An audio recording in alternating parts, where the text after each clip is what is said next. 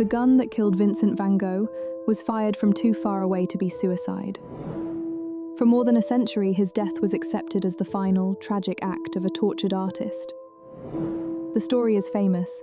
On July 27, 1890, Van Gogh shot himself in a wheat field, staggered nearly a kilometre back to his inn, and confessed to all who would listen. His final words to his brother were, "The sadness will last forever."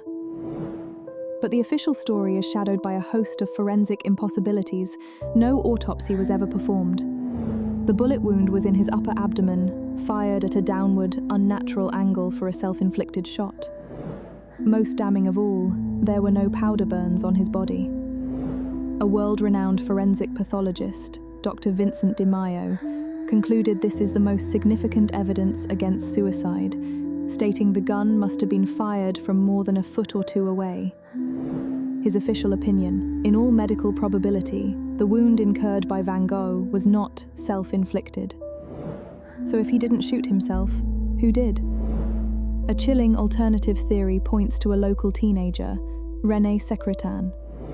Secretan was a 16-year-old who vacationed in Auvergne, and in a later interview admitted to bullying Van Gogh. He had a fascination with the Wild West and brandished a malfunctioning 7mm pistol around the village as part of his cowboy persona. The theory suggests the shooting was an accident that occurred during a session of drunken taunting, and Van Gogh's deathbed confessions were not admissions of guilt, but a final, tragic act of mercy to protect the young boys responsible. The evidence for a cover-up is deeply suspicious. The gun wasn't found by police at the time. Van Gogh's painting supplies, which he supposedly had with him, vanished from the scene.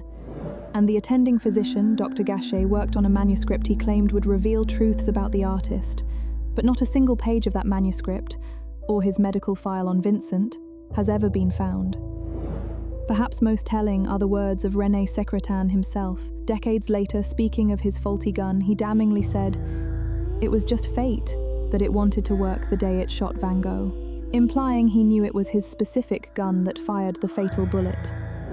We are left with an agonizing question. Was Van Gogh's final act a desperate suicide born from madness? Or was it a final, heroic sacrifice, a secret he carried to his grave to protect his own accidental killers, leaving the world to believe a lie?